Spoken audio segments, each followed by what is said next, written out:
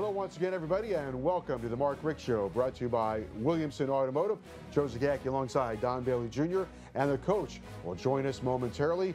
The Canes are coming off another heart-stopping victory. That they are, and well, just leave it to the final drive and Darrell Langham, and he comes up with a big catch, and Mike Badgley comes up with a big kick, and everybody goes home happy. Okay, Syracuse comes to town this week.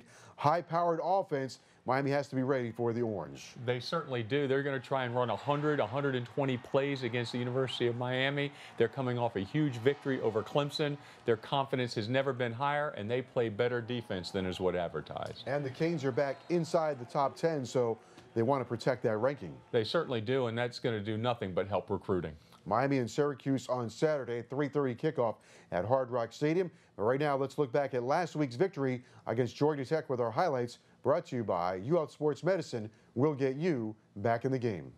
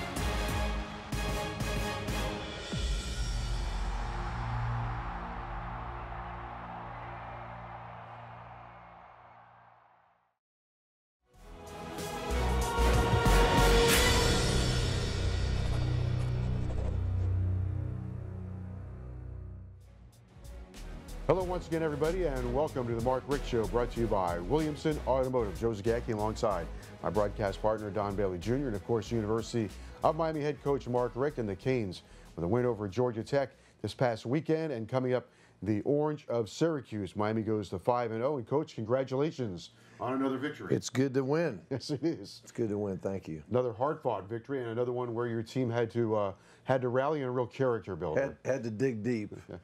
I don't know what to say about these guys other than I love them and I'm proud of them, and the fans were unbelievable, and even the weather cooperated. You know, you never know when the rain comes down. You're really not sure who it helps, but I think a team that does run triple option football and to do the things that they want to do. I mean, you saw some of those pitches out there. There was like, oh my gosh, did he just pitch it out there? But they're so good at it. It's hard to do it in a downpour, and it's tough to throw and catch as well. We had to throw and catch a few times in the rain, which was big. Langham made a beautiful catch across the middle in one of those drives, and you know. So, and then of course we ran the ball well when the rain came as well, which was great. So this is 2 wins back-to-back that have come down to basically the last play for your team. 2 good character builders. What do you think that means maybe for the confidence of your team, the spirit of your team? Right. It does increase the confidence of trusting each other, trusting the system, trusting that, we're never out of it until the game's over. When it goes to 0, if we're behind, then we lost. But just keep battling, keep doing your job. Coach Badgley, of course, with the winning field goal, but there's a little more to that. There's a snap, there's a hold, there's the whole deal with that. Yeah, I mean, we're down there. It's interesting. We had the miracle number 2 catch, and not that the first one was a miracle, but the second was more of a miracle when the ball bobbled around and we catch it. But then we run a running play to the left. And if you remember, there was a big old scrum, and we're about to push it 7 yards into the end zone, and we end up not getting it. So then now it's like, okay, we are in field goal range. And on a normal day, center it up and kick it, and you don't think much about it. It's an extra point. But on a wet, nasty day, you got to think twice about, will we get the snap? Will we get the hold? Will the kicker not slip with his plant foot? Because those things can happen on a wet, soggy day like that. And we chose to go ahead and center it up and call the timeout. And we're getting ready to, I think Tech ended up calling the timeout. We were trying to wait till like 2 seconds to go to call timeout so we don't have to kick off at the end. But great snap by Jordan Butler, great hold by Spicer and Jack Spicer. And then, of course, the plant and the kick. And the ball went up like you want. Low trajectory kicks, as we know, last year in the Florida State game can doom you. So that was a 3-point extra point, extra point range, but it was worth 3 and it was worth the game. So really good job. Well, let's go to the catch again. Daryl Langham does come through for you, juggles it around. He's falling down backwards, bounces off his face mask, but he did maintain his concentration, really a cocoon of concentration, and hauled it in. Yeah, it was great concentration, and it was it kind of fell in his lap. But if he wasn't focusing, he never would have got it. But there were some other plays that he made that were as impressive to me, maybe more, catching a little we call it a seam route, kind of a deep slant. And not only did he snag it, but he kept his feet. Guys are bouncing off him. He gets another 15 yards after the catch. The one he caught over the middle in the rain we just talked about. Even then, he kept his balance and gained another 6-7 yards after the catch. And then he was blocking extremely well. Those bubbles we were throwing, especially to the Herndon side, 3 in a row. I mean, they lined up the same way 3 times. We kept throwing it, and there you got a 230-pound receiver blocking a relatively small corner, and then you had a 255-pound tight end catching the ball, and then we just started hammering that space and getting mostly 10 yards a pop on it. It was impressive. All right, we'll take a break. We'll come back. Syracuse is coming up on Saturday, 3:30 kickoff, and we'd love to see another big crowd there at Hard Rock Stadium for Miami and Syracuse. And we will continue with Coach Richt right after this.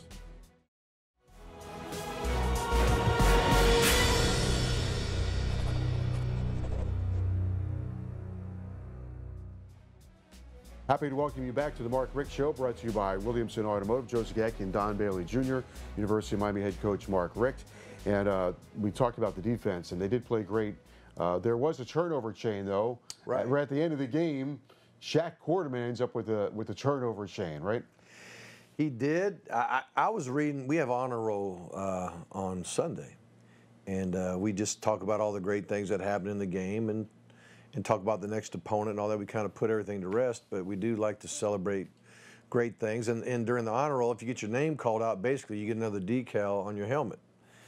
And so when I called out turnovers, and I was like, Shaq, I was like, I mean, once the game was over, it was over, and I didn't realize that there was a fumble recovery by Shaq, and I'm hoping he got credit for it. The lateral was forward, so I think it was illegal. They were throwing the flag, and I don't even know what they did at the end, but hopefully he got credit for a turnover, and if nothing else, he probably got his picture taken with the chain, so can't take that away. Your defense held Georgia Tech under 300 yards in the game, which is incredible. Right. But if you hold them under 300 yards rushing in a game, you did like really good. And it was the second half when we kind of ironed out the things that they were getting the big explosive plays on. The deep ball we played better. And then again, their blocking scheme in the perimeter when they were going on the edge, we kind of figured out and made some good adjustments there. And then they didn't break out the long run. Got a few negative yardage plays here and there. I know the fan base being loud helps so much. Their offense is predicated so much on snap count and getting off on the snap, and the noise was a factor. The fans were a factor. And then when the rain came again, and I don't know what you guys can see or observe or hear, but when the rain came, and I got my headset on, I heard the fans through my mic into my ears. That's how loud they got and got excited, and I guess we're good at playing in the rain.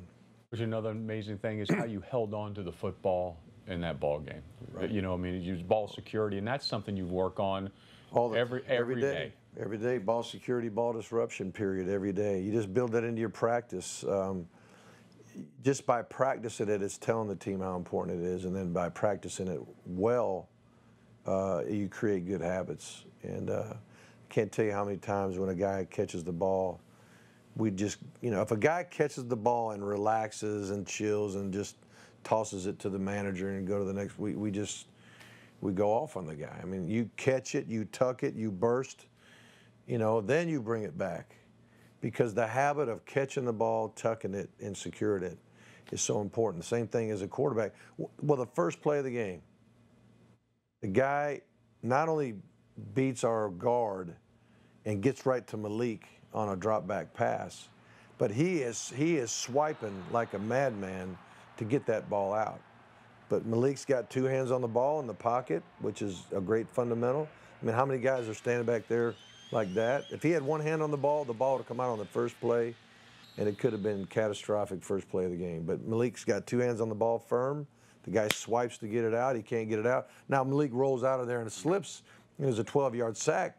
That's bad. A sack and a fumble, and they recover it, that's a catastrophe when it comes to football.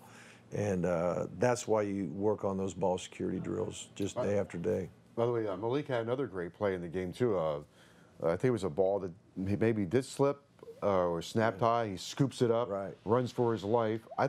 Very close to, I think, the line of scrimmage, and then hits Mullins. I think it was Deontay Mullins on the sidelines. Mullins made a phenomenal play. Catch. I mean, if he didn't make that catch, we probably don't score. Right. That was the scoring drive before the half. Yeah.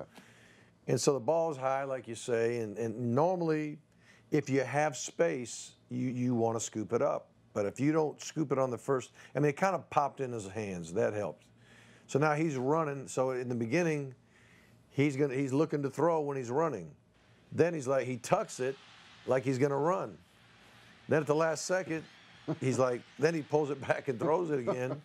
And, I mean, Mullins is just snagging it with the guy all over him, barely gets both feet in bounds, and we get a first down and keep the drive going. It was a great play. All right, when we come back, we will turn the page to Syracuse. The Orange will be here at 3:30 on Saturday against the Hurricanes. More with the University of Miami head coach Mark Richt right after this.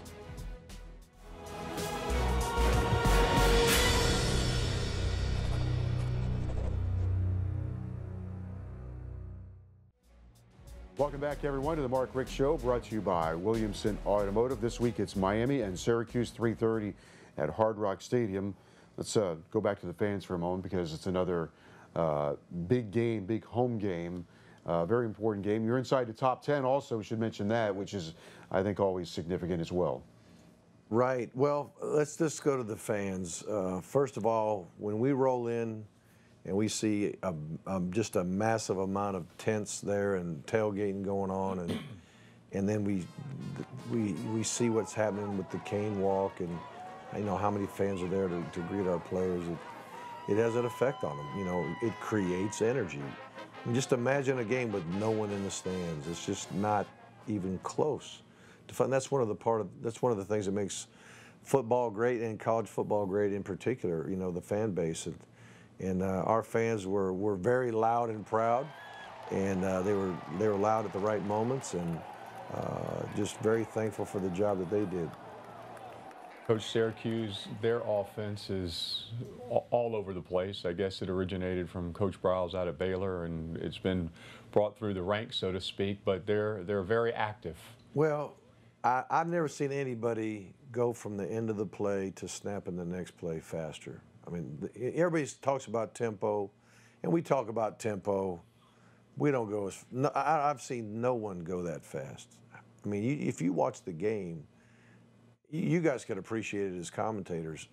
I mean, there's no sidebars. I mean, there's no anecdotes on. I mean, you're just like, bam, next play, next play, next play.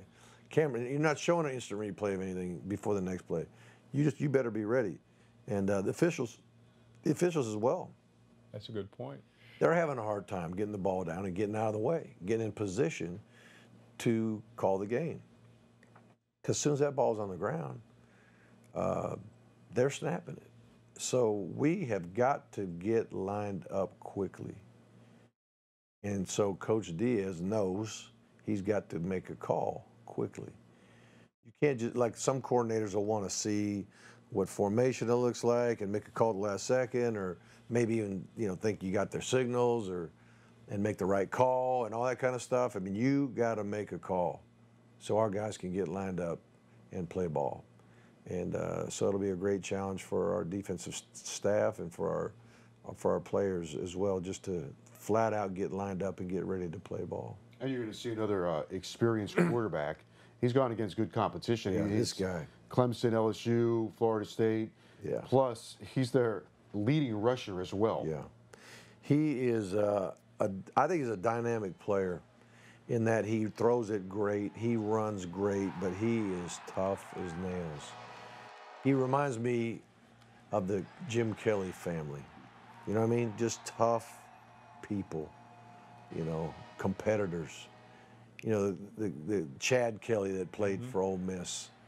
You know what I mean? That kind of a fired up dude, and going to make throws and going to make plays running the ball and, probably try to run you over at the end of the play kind of guy.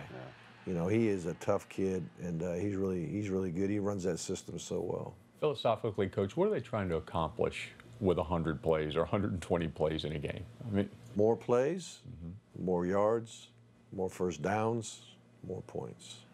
It's sheer volume. You just like a salesman, right? Yeah. You knock on enough doors, you're going to make more money. You keep snapping the ball, you're going to score more points. Okay, 3:30 kickoff on Saturday. Marching orders, cane walk. Cane walk, got to be there. Got to be there for that. And then students, loud. get there early. And make it loud on this offense. Super loud. Yeah. All right, and Coach. I'll say this. If we could kind of be quiet when we have the ball, because I know we got excited. I don't know if you knew it or not, but at the end of the game, we went to our nonverbal cadence at home. I've never done that. But our fans were so excited when we had the ball, we couldn't hear the quarterback. We're supposed to be quiet when we got the ball. Now cheer after something good happens, and then rest a little while, and then cheer again. But when they got the ball and they're on the line of scrimmage trying to operate, and it's going to be fast, so it's going to be a lot of fast cheering. All right, Coach, thank you very much, and the best of luck. For University of Miami head coach Mark Richt and Don Bailey Jr., I'm Joe Zagacki. We'll see you next time right here on The Mark Richt Show. So long, everyone.